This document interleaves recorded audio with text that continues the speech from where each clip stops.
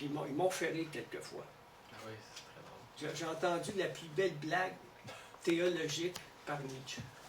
C'est quand il a dit dans un de ses livres, je ne me rappelle pas lequel, tous les dieux grecs sont morts quand ils ont appris qu'il y en avait un seulement d'unique. J'en ai ri pendant 2 semaines. C'est ça en fait, c'est ça. J'en ai une autre bon. blague de Nietzsche. Il disait que les autres philosophes, ce qui serait marqué sur leur tombe, c'est ils n'ont fait pleurer personne. Ah ouais? Je trouve bonne. C'est vrai que c'est spécial. Est-ce que tu veux conclure sur quelque Oui, chose, puis juste après ça, avec ça. on se relance Après vers ça. le... Après ça, juste vers le monde. C'est important. Ça fait partie Vers du concept. 68. Oui. 68. Bon, dans un de ses ouvrages, Axelos dit, ça c'est important, parce qu'il se demande à un moment donné, hommes et peuples peuvent correspondre à cet horizon, à ce pas suivant qu'on appelle, là, par une pensée active, par une action pensante. Mais là, il se demande, là c'est ça que ça me... Quels sont les peuples qui pourront assumer l'appel en question vers le pas suivant? Ça, c'est dans le problème de l'enjeu. Il mentionne la Grèce et l'Allemagne. La Grèce, parce qu'elle a eu un moment très ouvrant dans son antiquité. On en a parlé. L'Allemagne, elle a eu un moment très ouvrant au 19e siècle, avec des grands musiciens, Beethoven, etc., Bach, des grands penseurs, Kant, Nietzsche, Hegel, des poètes, Goethe. En tout cas, ça a été un moment ouvrant. Mais par contre, on ne sait pas. Il dit aussi peut-être la France, à certaines conditions, et possiblement d'autres peuples. Mais moi, j'ajoute, mais il y a des conditions pour correspondre à cet appel vers le pas suivant. Mais là, c'est Axelos qui écrit ça aussi. Il faut que l'appel en question soit entendu, assumé, pris en charge et soit suffisamment déterminé. Ça, c'est important, là, que ça soit entendu, assumé. Je continue. Je pose la question. Le Québec, en tant que peuple et nation, à la croisée des chemins, est un des lieux les plus avancés vers la clôture. C'est-à-dire l'horizon bloqué. Là, la Révolution tranquille des années 60-70 a permis au Québec des changements nécessaires pour s'inscrire dans la modernité, mais elle est déjà aux prises avec l'horizon bloqué, comme bien des pays développés techniquement. Puis ceux qui ne le sont pas, bien, ils essaient de rattraper les pays modernes, les pays avancés techniquement. Et là, j'ajoute, 60, OK. Pour le Québec, ce que je viens de parler, là, l'horizon du pas suivant, c'est-à-dire de l'horizon d'ouvrir une pensée vers l'expérience du monde, traverse et dépasse les questions de constitution, d'administration publique, de transfert de fonctionnaires. Ça pourrait arriver un jour, mais je m'en fous. Par-delà, il faut faire une évolution souveraine par la pensée. Et par-delà les idéologies qui sont rendues réactives et réductrices. D'ailleurs, ce différent fédéraliste souverainiste qui perdure au Québec, non sans lassitude, semble déjà enligné techniquement et politiquement, ça peut être dans 5 ans comme dans 20 ans, vers un compromis confédéral. Je dis bien confédéral, pas fédéral, là. Il y a des nuances. Ce qui importe et ce que j'ai à cœur, c'est que le pas suivant, lié à l'ouverture assumée du monde, puisse être dit et expérimenté aussi dans ma patrie. La patrie, parce que le Canada, c'est 2 nations, un pays, 2 nations, mais la patrie, c'est le Québec pour nous, les francophones d'Amérique. Dans ma patrie, et aussi ceux qui habitent ici, parce que ça fait partie du Québec. Puis là, ça, c'est Nicolas qui m'a suggéré ça d'ajouter. Puis ça, c'est vraiment vrai, là, parce que ainsi lié à l'ultime patrie visible et invisible qui est le monde. Notre patrie, c'est aussi le monde. On habite dans le monde. C'est notre expérience. Puis, comme a dit René Lévesque, en 1976, il a dit, le Québec est peut-être quelque chose comme un grand peuple, mais pour que le Québec devienne un grand peuple, il faut qu'il contribue à ouvrir un avenir vivifiant qui communiquerait avec la lumière universelle. Voilà ce que j'en dis. Je dis autre chose aussi. Merci Nicolas. Là, après ça, c'est juste mon anecdote. C'est génial, j'adore ça. On continue.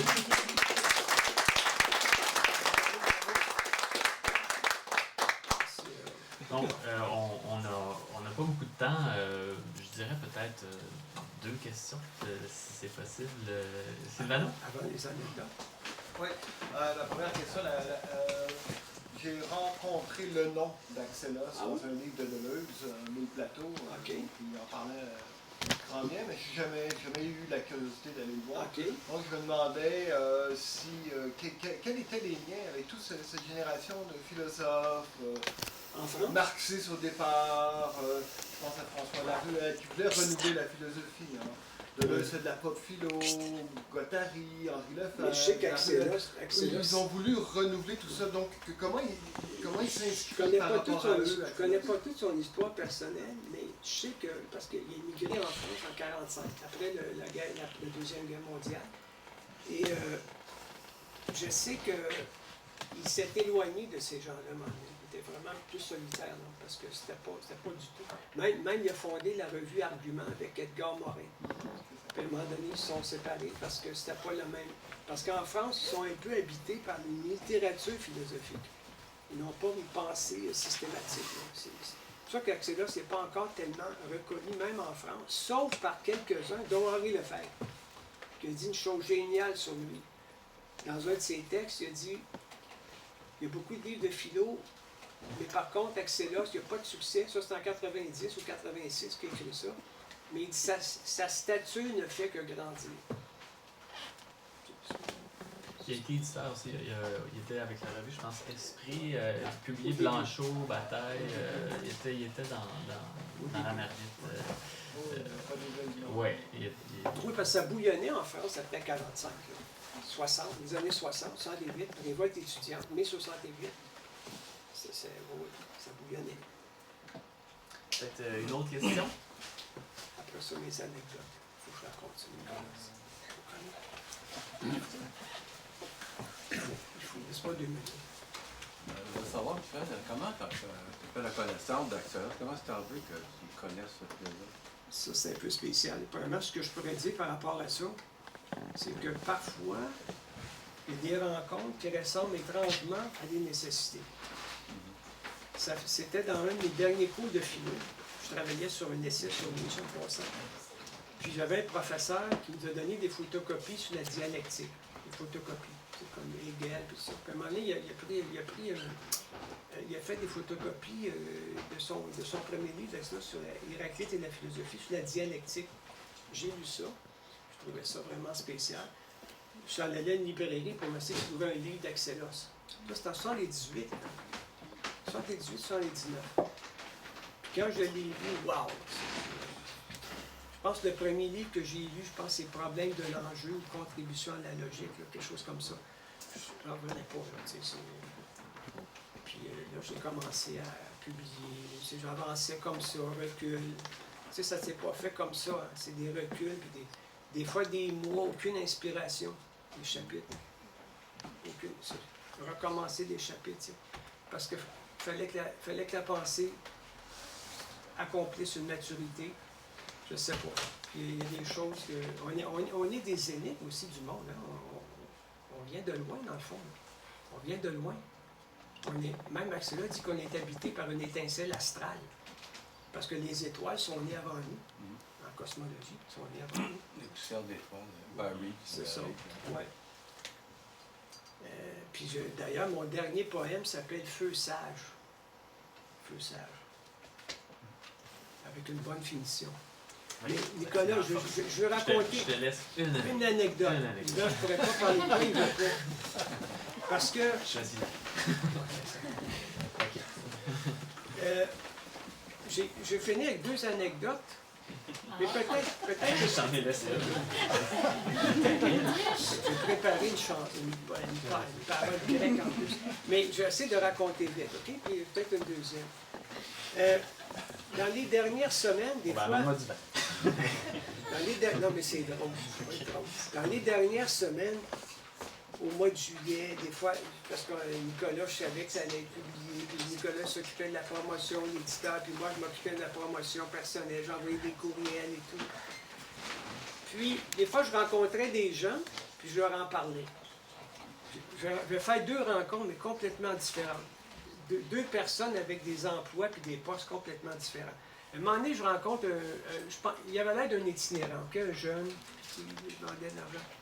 Je me dis, tu peux pas travailler ici? difficile ça? Ah, j'ai des problèmes. Et je prie des jeux vidéo, je travaille tout le temps, je joue là-dessus tout le temps. Ben, j'ai dit, écoute, prends mon crayon, là, prends un papier, j'ai dit, prends mon nom. J'ai dit, au mois de septembre, je ne sais pas s'il va l'acheter, mais j'espère. J'ai dit, il y a un livre qui s'appelle Axela, c'est le jeu du monde. Édition Nota Bene. Ben, j'ai dit, ça, je ne l'ai pas dit encore. Il y en a des jeux, hein. Actuellement, un jeu vidéo, la poule aux œufs d'or, etc. Il y en a du jeu, hein, les sports. Mais par contre, c'est un signe que peut-être que l'horizon du jeu est à méditer. Mais le jeu suprême est celui qui n'est pas connu. C'est le jeu du monde. L'être en devenir de la totalité multiple. Fait que là, je dis, prends le titre, tu l'achèteras parce que je parle du jeu suprême qui n'est pas connu. Ah, je dis quoi? Moi, j'ai dit, prends-le en note. J'ai fait prendre en note. Parce que je savais que s'il lisait ça, ça l'aiderait à sortir de cette crise de, excusez-moi, d'aliénation qu'il est en train de subir. Je ne sais pas s'il va l'acheter. Mais tu sais, souvent, je faisais des choses comme ça. La deuxième rencontre. Christine, j'étais au collège Platon, puis Roméo vient me chercher. Ça faisait 2 ans et demi que je ne l'avais pas vu. Ça, c'est les hasards, hein? Incroyable. Il vient me chercher. On s'en va prendre notre café, tu sais. On prend notre café, à un moment donné, on dit, on va y aller, tu sais. On descend l'avenue du Parc. Ah, ça, c'est spécial. Tu la connais. À un moment donné, on voit un monsieur avec 2 autres messieurs avec des lunettes de soleil. C'était Philippe Couillard, lui. C'était le premier ministre, avec 2 gardes du corps et son épouse. Fait que là, moi, Nicolas, il ne savait pas, là. Moi, j'avance, puis là, j'étais sûr que c'était lui. Il m'envoie le saluer, puis là, oups, regarde, je sais pas si regarde. Je dis, Monsieur Couillard, il avait calme, il n'était pas trop. Là, je dis tout de suite, pour pas qu'il se sente à l'aise, je dis, Monsieur Couillard, j'ai lu dans le Devoir, il y a à peu près 2 mois, ça c'était au début juillet, là, 2 mois avant, que vous aimiez. Vous savez que Philippe Couillard, il était admis en médecine à 16 ans, hein, comme chirurgien, tout ça. Je lui dis, vous aimez lire les fragments d'Héraclite. C'était écrit dans le Devoir, c'était un gros lecteur. Il aimait lire les fragments d'Héraclite. J'ai dit ça comme ça. Il dit, oh oui, c'est vrai. Bien là, j'ai dit, Monsieur Couillard, mon... la chanson de Stone, Let me please introduce myself. Mon nom est Michel Mallet. J'ai écrit un livre, oui, sans face, mais sinon... Bon, j'ai écrit, écoute bien comment ça va finir, c'est vraiment incroyable. J'ai écrit un livre qui s'appelle Axela, c'est le jeu du monde, dont je réfère à Héraclite. Ben, il dit, là, j'ai dit, ça serait intéressant. Ben, il dit, oui, j'aimerais le lire. Il dit, envoie-moi ça au bureau à Québec. Je n'ai pas votre adresse. Ben, il dit, regarde sur Internet. Fait que là, c'est pas fini. Là, ben, j'ai dit, oui, OK, pas de problème. Là, je viens pour partir. Il me dit une phrase d'Héraclite en grec, je ne suis pas sûr laquelle. Là. Ben moi, je réponds en grec d'une phrase d'Héraclite, « Ethos anthropos daemon ». Hein? Je traduis « L'être, agir de l'homme est sa part divine ». Mais chez Héraclite, démon, c'était pas le démon puis le diable. Là. Ça a été transformé dans le jeu des interprétations. Ça voulait dire la part divine, c'est-à-dire liée au logos. Fait que j'ai dit ça en grec à M. Philippe Couillard. Incroyable. Fait que là, j'ai dit, là, on est parti à rire. J'ai dit, on va vous l'envoyer pour sûr. Fait que là, mon Roméo, il dit, qu'est-ce qui se passe? Il faut que je vienne à Montréal pour entendre du grec d'Héraclite. Il savait pas. C'est moi qui lui a traduit puis lui a expliqué. Hein, Nicolas? Hein, Roméo? Puis là, j'ai dit, grâce à Roméo, hey, imagine-toi le hasard, la coïncidence. Après 2 ans, il vient me voir et on décide de prendre un café. Mais là, je lui dis, je lui ai envoyé d'ailleurs le livre en passant. Là, je lui dis, Roméo, c'est quand même incroyable. Puis j'avais dit ça à Nicolas. En 2014, sur l'avenue du Parc, dire des phrases d'Héraclite avec le premier ministre. Ah non, c'est spécial. Des phrases qui ont été dites il y a 2500 ans. J'en revenais pas, c'était surréaliste. C'est un signe quand même que la pensée peut circuler dans l'espace-temps. La pensée voyage. Ça, c'est mon anecdote. C'est spécial. Le dernier anecdote... C'est une phrase. La tête d'un enfant qui joue, mais qui va se faire gronder. Non, merci Nicolas. Mais il faut que je la fasse, parce que j'ai tellement pratiqué. En plus, c'est amusant, parce que le jeu, l'expérience du jeu du monde, il faut qu'on s'amuse un peu, hein, il faut s'amuser un peu. Hein, les joies, les peines, tout fait partie. On a des moments difficiles, des moments faciles. Mais c'est une bonne idée d'envoyer des fragments d'Héraclite à Philippe Couillard. Moi, je pense que le devenir, c'est quelque chose Oui, puis ce que je pourrais ajouter là-dessus, tous les politiciens de bonne volonté, j'aimerais qu'ils lisent. Parce que je dis des choses, je dis même des choses sur l'économie en référant à Épicure. Tu te rappelles, Christine, je travaillais une fois au collège là-dessus sur Épicure, tu m'as demandé qu'est-ce que tu Ah fais. oui, c'est vrai. Je parle d'économie, j'ai 2 pages là-dessus. Puis l'horizon politique est pas mal embourbé dans le techno-bureaucratique, puis le concret. Mais par contre, on ne peut pas abolir l'État. Surtout, plus une société est technique, plus il y a des programmes d'informatique des ministères. On ne peut pas abolir l'État. Mais c'est une politique qui est devenue plus gestionnaire, administration, qu'ouvrir un horizon.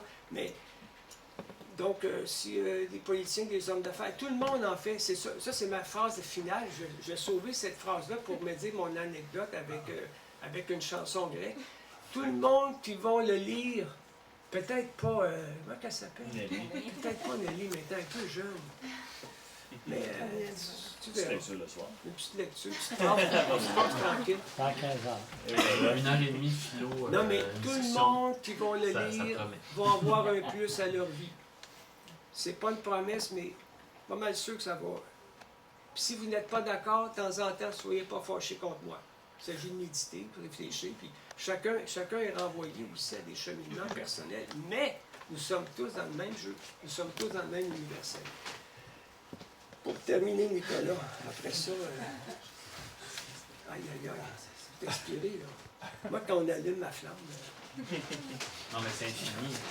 ben c'est ça, c'est, oui, tu as raison, on est indéfini là-dedans. Ouais. Pour finir, Yvan, pour finir, je veux m'amuser un peu. Ah ben, Cathy, merci d'être venue. Il me manquait un bout, mais tu vas pouvoir lire le livre. Puis je finis avec une anecdote comique OK. qui comprend une chanson. Mais il va en avoir une autre après. Ouais, je Non, non, Allez, non, Non, pas moi. écoutez bien. Guy. Quand j'étais jeune, j'étais un peu contestataire, là, où ils sont tranquilles, mais en même temps, j'étais très critique sur certaines choses. Il y avait des folies qui se faisaient. J'étais un peu timide aussi, questionné, révolté, mais quelquefois, je faisais de l'humour. À un moment donné, je me moquais du pape. Je pense que c'était avec toi, ou avec des amis. Parce qu'Yvan, il a fait du latin puis du grec aussi. Quand le pape finit ses phrases dans ses déclamations le dimanche, il finit toujours par dire, ou dit peut-être tu peux me confirmer ça, Urbi et Orbi. Ouais. Hein? Il dit toujours à la ville et au monde. Mais moi, on s'amusait, on se moquait de lui, on disait continue mon pape en orbi puis en orbite. Tu finis là-dessus. Non, non, non, non. Fait Ça que, finit fort. non. Fait que je veux réaliser mon fantasme. Je veux finir avec une phrase par le grec, Urbi et Orbi. 4 langues. J'ai pratiqué 4 langues. OK? Non, non, c'est spécial. Mais en même temps, c'est du sérieux parce qu'à la fin, il y a l'humour pensant. C'est, je pars de titre d'une chanson de Mikis Theodorakis, que tous les Grecs connaissent. Yvan, tu connais? Est-ce que d'autres personnes connaissent Mikis Theodorakis, Guy? Pardon? Mikis Theodorakis, est-ce que tu connais? Comme ça, là. Chanteur, poète Pas grec? longtemps, là. Ouais. On a oublié un peu. Moi, je l'ai vu 2 fois jeune. J'écoute ses disques encore à l'occasion. Puis comme j'ai dit, Christina, j'ai même expérimenté avec les Rolling Stones avec un chant grégorien qu'une messe pour méditer la fameuse provocation de Nietzsche, réconcilier Christ et Dionysos. Donc, la chanson, le titre est Imastédos. C'est ça, Dios. Imastédios, le titre. Je vais la dire en grec, mais après, il vend les 4 langues pour faire Urbi et Orbi. OK? Imastédio, Imastétris, Isos ta Imasté Xiliades, Okeros ta Mastopi. J'ai modifié les paroles pour la rigueur, tu sais, pour mettre un futur. Puis, comme tout le monde le sait en grammaire, je ne sais pas, Rainos en grammaire japonaise, il y a 3 futurs, mais en français, il y a 3 futurs. Futur proche, futur antérieur et futur lointain. Ah, je traduis en français d'abord. Nous sommes 2, nous sommes 3, nous serons peut-être des milliers. Le temps nous le dira. Parce que ça réfère aussi à mon poème Feu sage. Retrouver l'étincelle de la pensée, l'étincelle intérieure qui se connecte avec l'universel. Maintenant, en anglais, Ça, c'est plus facile, mais ma prononciation, excusez-la. We are two, we are three, maybe we will be thousand, the time will tell us. Et finalement, parce que nous avons une représentante hispanophone, en espagnol, puis je suis allé aujourd'hui, puis je n'étais pas sûr si on utilisait somos ou estamos. Somos dos, c'est correct? Ouais. Somos tres, tal vez vamos a estar 1000, el tiempo va a decir. Perfecto. Donc, j'ai fait ma présentation Urbi et Orbi, mais je vais dire quelque chose ici, un mot pensant. Cette pensée multidimensionnelle et ouvrante, qu'on a parlé un peu, dont je parle aussi, et aussi qui implique aussi, vous pouvez faire vos propres recherches en partant des lectures que je cite ici. Ça peut être bien beau, Axelos, pour... Cette pensée multidimensionnelle et ouvrante n'est pas encore entendue et mise en application. Si elle n'est pas encore entendue, j'ai parlé au Québec, entendue et mise, elle restera en orbite. Axelos a dit là-dessus, écoutez bien là, Axelos a écrit que cette pensée qu'il a déployée, elle est encore suspendue entre ciel et terre. Très difficile de la faire atterrir dans le monde de la vie. Mais j'espère que mon essai y contribuera. Et parce qu'il va être aussi envoyé en France. Et ça va aussi contribuer à que les Français le comprennent plus. Et finalement, je veux terminer par une analogie